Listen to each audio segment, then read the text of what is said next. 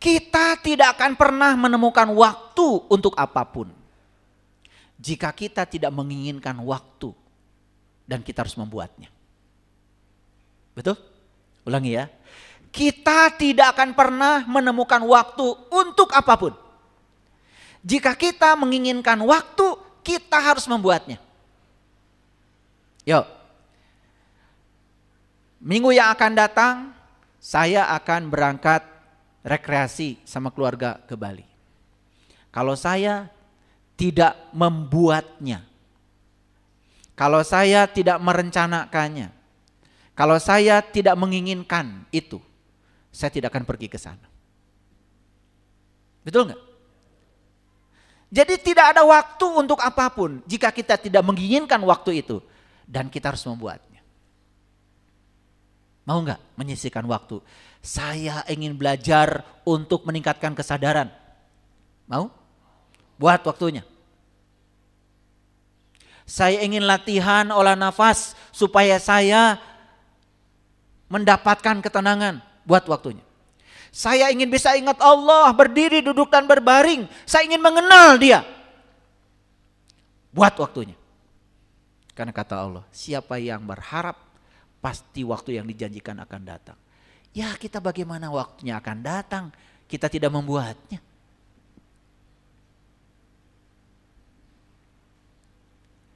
Ada yang punya rencana nanti malam masak di rumah, ada? Mau masak apa? Kalau tidak membuatnya, tidak ada. Jadi saya sering diminta anak-anak saya, ayah masak, udah lama nih gak masak. Udah, saya siapkan waktu buat masak. Anak-anak sudah menunggu masakan saya. Wah itu, kalau sudah selesai masak, anak-anak makan, bahagianya luar biasa. Ya. Apalagi kalau saya sudah bikin martabak balangsak namanya itu. Iya. Modalnya sederhana. Cuman aci kawung sama daun bawang daun. Oh. Bukan. Wah, kalian gak tahu. Susah dijelaskan, harus dialami. Kalau di Garut namanya martabak balangsak. Karena apa? Memang minimalis, cuman aci sama bawang daun. Wah, kalau sudah buat itu, wah enak ayah. Apalagi saya bikin sambalnya. Cuma kencur aja sama cabai, tumbuk kasih air panas, kuahnya itu. Wah, sehah. Bahagia itu sederhana sebetulnya. Tapi martabak balangsak itu enggak jadi kalau saya tidak menyiapkan waktunya. Jadi tidak ada kejadian apapun kalau kita tidak menyiapkannya. Jadi ternyata bukan harus sok sibuk kita itu. Kita harus menciptakan waktu untuk apapun. Kalau kita tidak membuatnya, waktunya tidak ada.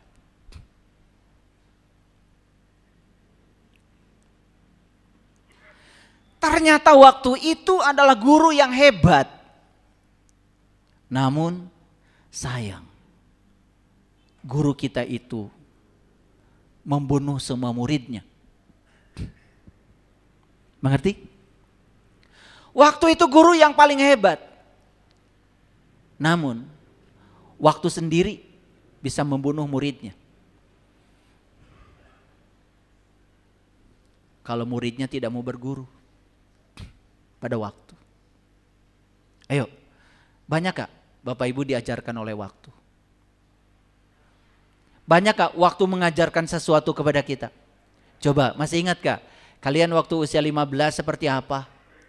Usia 25 seperti apa? Usia 35 seperti apa? Usia 45 seperti apa? Usia 55 seperti apa? Usia 65 seperti apa? Bukankah kalian di usia 65 menjadi bijaksana? Karena diajarkan oleh sang guru. Guru kita adalah waktu.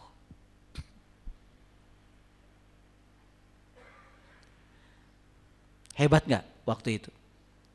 Waktu itu guru yang hebat. Namun ia juga bisa membunuh murid-muridnya. Kalau murid-muridnya tidak mau berguru kepada waktu. Paham maksud saya? Banyak gak yang terbunuh oleh waktu? Banyak. Makanya mati itu ada panggilan fisik, panggilan raga, ada panggilan pikiran, ada panggilan jiwa. Orang makan sembarangan, apapun dimakan tidak jelas jamnya, tidak jelas jenisnya, tidak jelas jumlahnya. Kapan saja makan, ya sudah. Dia akan mati. Tapi dia mati dipanggil oleh panggilan fisiknya.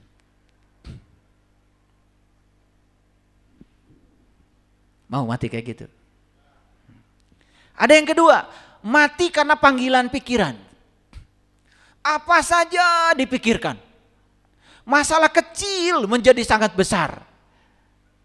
Karena pikiran. Mati. Darah tensinya naik. Betul? Sudah. Tidak tertahan lagi tubuh. Terkapar. Mati. Siapa yang manggil? Pikiran. Bukan dipanggil sama Allah. Enak aja.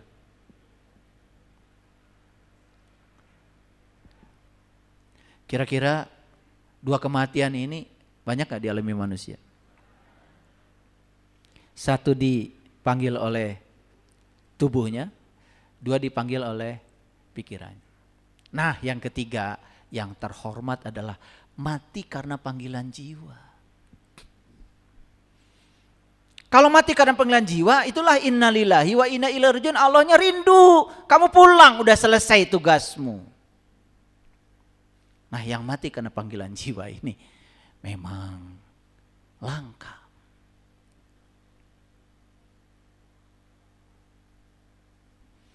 Karena jiwanya juga gak rindu sama Allah. Dia juga tidak kenal sama Allahnya. Karena dia tidak berusaha menyiapkan waktu untuk mengenal Tuhannya. Padahal dia lebih dekat kepadanya. Melampaui dekatnya urat nadi lehernya.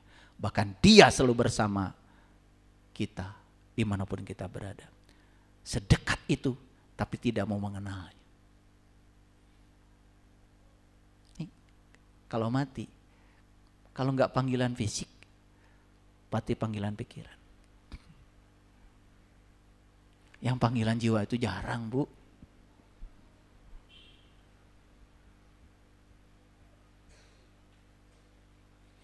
Makanya orang yang mati karena panggilan jiwa, matinya itu bukan akhir kehidupan. Justru saat dia mati, dia mencapai puncaknya kehidupan.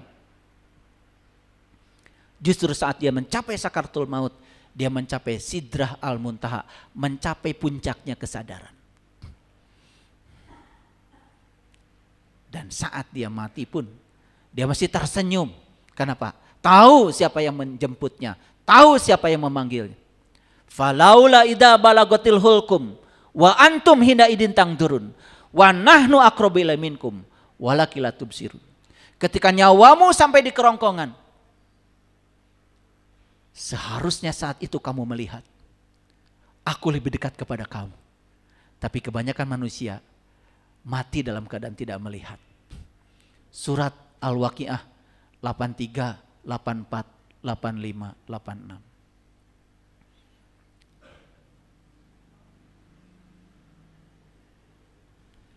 Orang yang mati karena panggilan tubuh fisik. Orang yang mati karena panggilan pikiran. Saat mati pun bingung mau pulang kemana. Gak tahu tempat asal dia. Dia tidak bisa pulang ke tempat asalnya. Walaupun orang sekampung bilang innalillahi wa inna ilaihi rajiun. Gak ngaruh.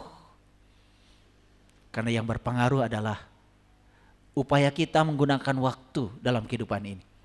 Makanya Dalam hadis qudsi Allah berfirman, kuntu kanzan mahfian wa ahbabtu an urifa faholaktu holkan.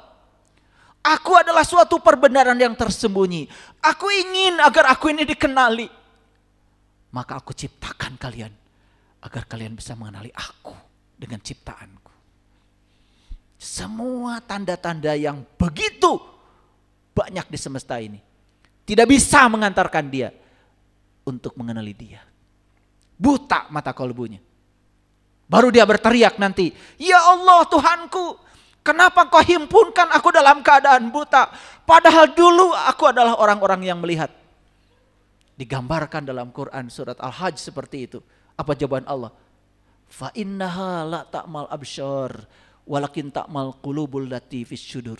Yang buta bukan matamu yang itu, tapi yang buta adalah mata kesadaranmu, mata kalbumu.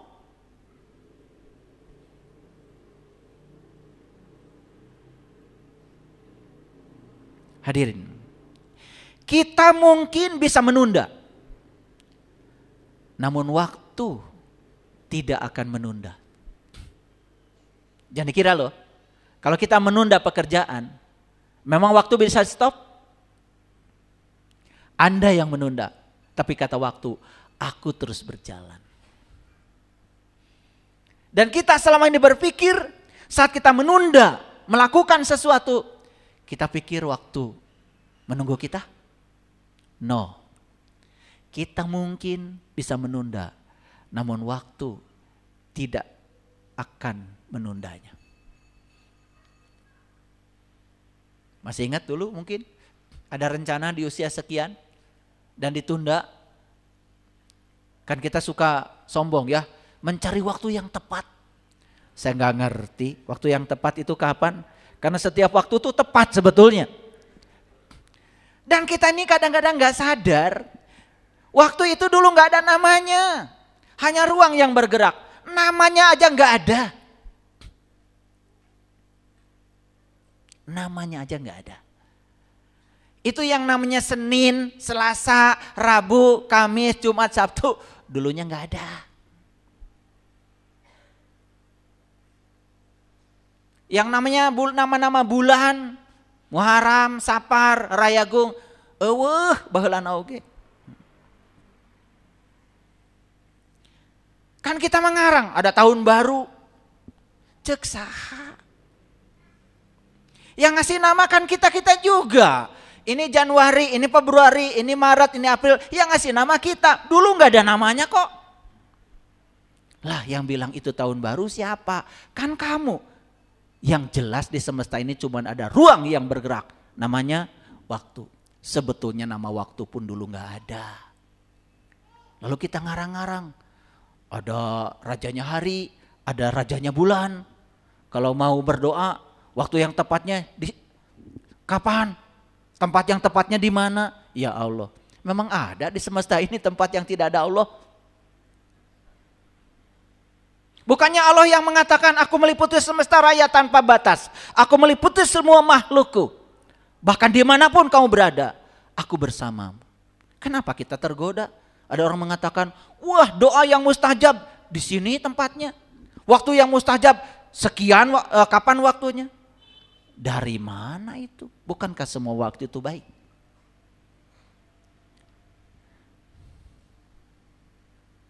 Paham? Jadi kita mungkin bisa menunda ya, namun waktu tidak pernah bisa menunda. Sadar sekarang? Sadar? Oke. Nih yang mau piknik bulan ini mumpung lagi libur, pergi aja. Karena Juni yang tahun ini tidak akan diulang lagi, walaupun tahun yang akan datang ada Juni lagi. Itu sudah Juni yang berbeda. Karena waktu tidak pernah menunda. Kita tidak dapat mengubah masa lalu, tapi kita dapat merubah arah masa depan dengan cara memanfaatkan waktu sekarang. Jadi kalau saya tanya, kapan waktu Bapak Ibu yang sebenarnya? Sekarang. Kenapa itu suka menunda? Katanya waktu yang sebenarnya sekarang. Kalau saya ajak saat ini berbuat baik, menolong orang-orang yang butuh pertolongan, mau apa tidak? Mana? Mana? Yang paling penting itu kan tindakan. Tindakan. Oke. Awas ya. Pulang dari sini ada uang di dompet, ada orang yang butuh uang. Bantu ya. Bantu ya. Karena waktu kita kapan? Sekarang. Awas, ingat. Kalian tuh kalau di sini kayak yang bener. Keluar dari sini nggak ingat lagi, lupa lagi. Katanya waktu itu di sini, saat ini, sekarang. Ya, bisa mengangkat tangan mahal, bisa mengangkat tangan mewah, bisa ngitung duit mewah, masih bisa ngitung duit sekarang. Jangan hitungan ya, jangan hitungan. Kalau ngasih jangan hitungan. Boleh ngitung duit tapi kalau ngasih jangan hitungan. Saya sudah merasakannya. Aduh, makin kita memberi, makin banyak yang datang tanpa batas. Ya, itu namanya wayar zukhu min haitsu la yatasib, itu nyata itu, bukan sekedar kata-kata. Setuju nggak Bapak Ibu kalau waktu itu adalah kanvas kehidupan? Setuju. Kalau waktu itu kanvas kehidupan, berarti siapa pelukisnya? Kita semua. Nah, saat kita menjadikan waktu sebagai kanvas kehidupan, kemudian kita pun punya tanggung jawab. Kita ingin lukisan kita seperti apa? Berarti saat kita melukisnya, kita harus melukis dengan penuh tanggung jawab. Ingin gak lukisannya seindah itu? Ingin? Apa tidak ingin kita hasil akhir kehidupan kita itu lukisan yang indah? Berarti waktu ini adalah kanvasnya. Pertanyaan saya, mau kapan melukisnya? Kapan? Mau melukis apa? Jawab. Mau melukis apa? Yuk, mau melukis apa? Kita ingin menjelma jadi siapa? Ingin disebut apa kita dalam hidup? Ingin disebut dengan pemurah? Ingin?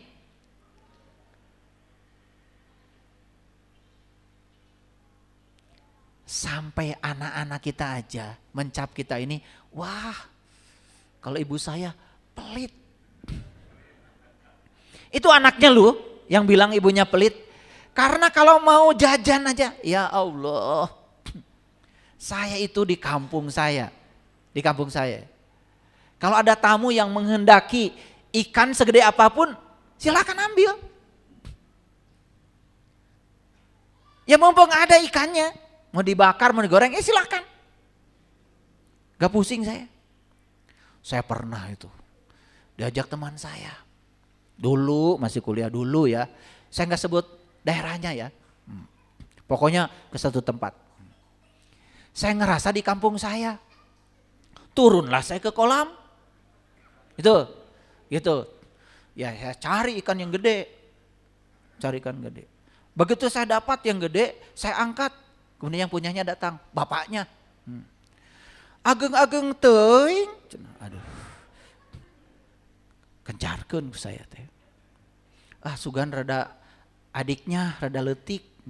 Begitu. Eta mah ageng pisan cenah. Saya naik lagi ke atas. Di kampung saya mah enggak ada begitu. Mau yang gede, yang kecil ya udah mau rezekinya. Akhirnya enggak jadi tuh ngambil ikan. Karena semuanya salah. Ya ageng teuing, ya ageng keneh. Terus yang mana yang boleh diambil? Oh, rupanya saya tahu dia masih takut kehilangan ikan. Ya udah. Daripada saya juga memaksakan, kan tidak akan jadi berkah. Mungkin ada ya yang suka begitu di sini, mungkin karena Gak mungkin cerita ini meluncur kalau tidak ada.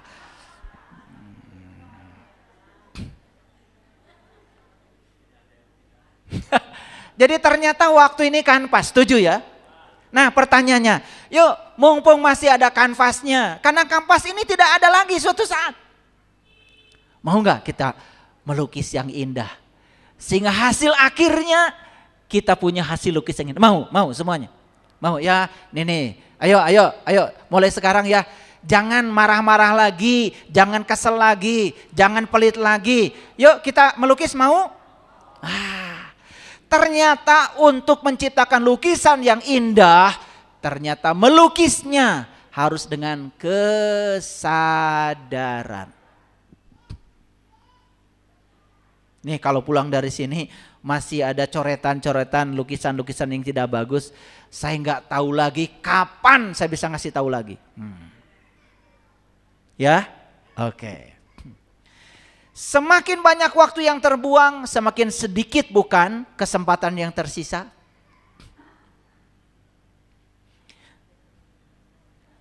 Semakin banyak waktu yang terbuang, berarti semakin sedikit kan kesempatan yang tersisa. Karena itu sudah hukum alam. Waktu itu 100%. Tidak lebih dari itu. Berarti kalau presentasinya 100, kalau banyak yang terbuang, berarti sisanya sedikit.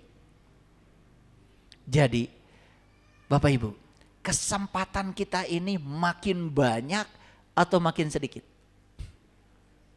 Makin sedikit. Berarti mulai sekarang hemat-hemat ya.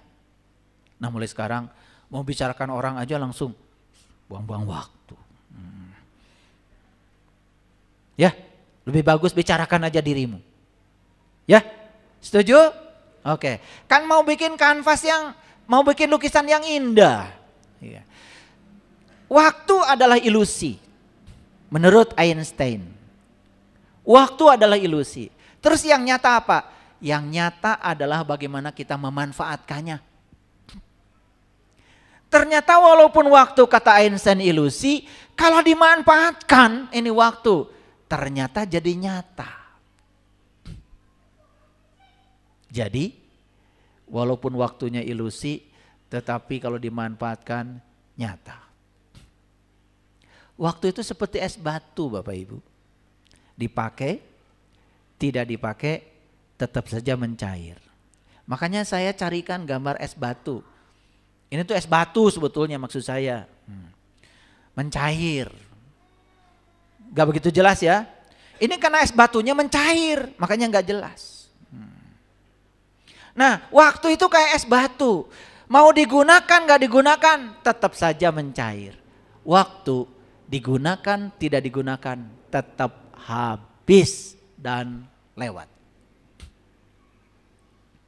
Nah pertanyaan saya. Ada gak masih di ruangan ini yang waktunya digunakan untuk mencemaskan sesuatu? Pasti ada.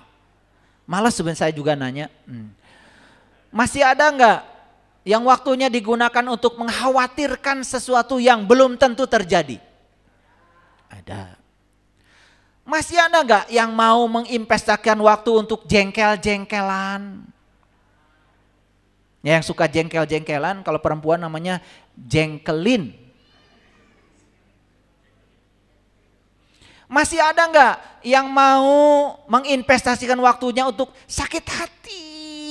Masih ada? Masih ada nggak yang mau menggunakan waktunya untuk menendang, mencengkram, tidak mau menerima kenyataan hidup apa adanya? Masih ada? Masih ada nggak yang waktunya hanya digunakan untuk melekat pada pasangan, melekat pada harta, melekat pada jabatan, melekat pada kekuasaan? Masih ada? Kalau waktu kita semua dipakai itu, percaya sama saya, jangan berharap lukisan terakhirmu itu indah. Jangan berharap. Yuk sekarang, dari mana kecemasan dan kekhawatiran datang? Itu dari masa depan. Karena kita mengizinkan diri kita dibawa oleh pikiran ke masa depan. Padahal masa depan itu belum tentu ada. Yang ada cuman di sini, saat ini, sekarang. Makanya buat apa bahagia itu besok?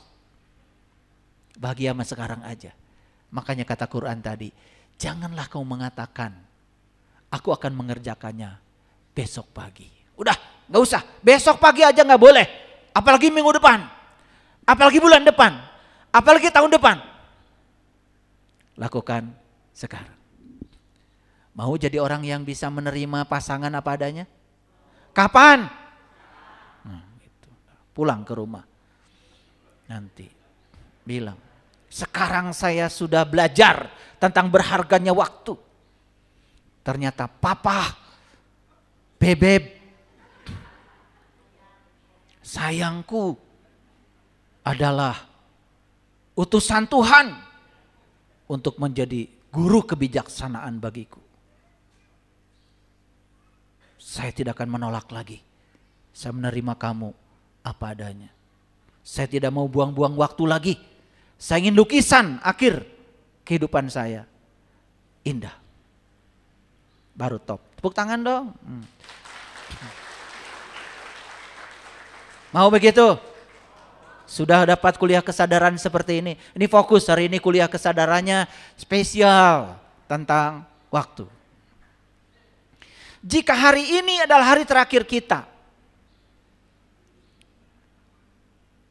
Jika hari ini adalah hari terakhir kita. Apakah kita akan menyesal hari ini? Tidak. Kalau kita sudah membuat lukisan yang indah. Berarti lukisan hari ini sudah jadi. Tapi semua yang bikin lukisan yang bobrok. Hari ini kalau hari terakhirnya pasti nyesel. Harusnya hari ini diputuskan. Hari ini saya tidak menyesal lagi. Kenapa? Saya sudah bisa menerima semua yang terjadi apa adanya. Saya sudah sujudkan diri saya kepada Allah. Apapun yang Allah takdirkan terjadi pada saya, itu yang terbaik pilihan Allah buat saya. Berarti lukisan kita setiap hari sudah selesai dan indah. Kalau orang yang sudah melukisnya selesai dan indah, gak ada dendam lagi, gak ada kemarahan lagi, gak ada iri hati lagi, gak ada penolakan lagi. Bisa menerima semua kenyataan hidup apa adanya. Saya pastikan lukisanmu setiap hari selesai. Paham sampai di sini? Oke. Pertanyaan selanjutnya. Sudahkah kita benar-benar hidup yang berarti dan bermanfaat? Silakan dijawab. Berarti dan bermanfaat bukan untuk dirimu saja. Tapi berarti dan bermanfaat bagi orang-orang di sekitarmu. Apakah anak dan pasangan-pasangan kita itu merindukan kepulangan kita? Atau malah justru menyesali kepulangan kita? Malah mereka lebih senang kalau kita di luar. Karena kalau kita ada di rumah, bawel, ngomel, marah-marah. Rubah sekarang ya. Mau jadi anak yang lucu kembali. Karena ternyata surga itu hanya bisa dicapai saat dimana kita bisa menjadi anak-anak kecil lagi. Lihat anak kecil itu. Jamnya main-main aja. Gak mikirin beras besok. Anak kecil kalau sudah berantem langsung peluk-pelukan. Gak lama. Kayak kalian. Udah 3 tahun. 5 tahun. Akhirnya bersumpah. Nanti kalau saya mati, orang itu jangan sampai menyentuh saya. Sahanorek. Deket ka maneh pendendam gitu. Betul gak? Wah anu nganterkeun ge untung ka pajaratan. Betul? Aduh, dendam sampai dibawa mati. Pertanyaan selanjutnya. Sudahkah kita melakukan semua hal yang bisa kita lakukan saat ini? Banyak yang bisa kita lakukan? Tetapi selama ini penyakit kita apa? Menunda. Kenapa? Karena kita berpikir masih ada waktu. Ingat, suatu saat semuanya akan berakhir. Betul? Makanya tidak usah hidup di masa depan. Tidak usah ingin sempurna. Hidup itu harus dengan totalitas. Di sini, saat ini, sekarang. Totalitas. Apa yang kita bisa lakukan? Lakukan saat ini juga. Ya, bisa nulis, tulis. Bisa bikin puisi, bikin puisi. Gak usah besok, gak usah nunggu tenang. Tulis saja sekarang. Semua pasti jadi. Saya sering bilang sama mahasiswa, skripsi yang paling bagus ada skripsi yang jadi ditulis. Pokoknya jadi aja dulu ditulis, biar ikut ujian sidang. Itu aja. Makanya buku yang paling bagus adalah buku yang jadi ditulis. Banyak ide tapi gak ditulis, gak jadi. Pekerjaan yang sempurna adalah pekerjaan yang jadi dikerjakan. Apapun hasilnya, lakukan saja. Paham? Jadi waktu bisa mendatangkan uang, tetapi uang tidak bisa membeli waktu. Waktu yang dihabiskan dengan baik adalah investasi untuk masa depan. Waktu yang singkat pun dapat menjadi berarti jika dimanfaatkan dengan baik. Bahkan terkadang kita sering terkejut karena kita sering bisa mengerjakan sesuatu yang luar biasa di waktu yang singkat. Saat ini adalah waktu yang tepat untuk memulai segala sesuatu. Kapan? Saat ini. Waktu terus berjalan, jangan biarkan kita terjebak di tempat yang sama. Aduh, masalahmu. Dari tahun ke tahun, eta deui. Gak kreatif bikin masalah. Setiap detik yang kita miliki adalah berkah yang tidak ternilai harganya. Menghargai waktu adalah tanda dari kematangan dan kedewasaan. Tidak perlu menunggu waktu yang sempurna, karena setiap saat adalah waktu yang sempurna untuk memulai. Waktu yang terbuang adalah kehidupan yang terbuang. Hidup adalah tentang bagaimana kita mengatur waktu dan prioritas. Waktu adalah kesempatan untuk menjelma menjadi versi terbaik dari diri kita. Menghargai waktu adalah tanda cinta pada diri sendiri dan orang lain. Saya mau bertanya, apakah kita menyayangi diri sendiri? Nah, kalau sayang pada diri sendiri dan orang lain, hargai waktu. Waktu adalah guru yang terbaik yang akan mengajarkan kita banyak hal tentang kehidupan. Tidak ada waktu yang terlalu terlambat untuk memulai perubahan.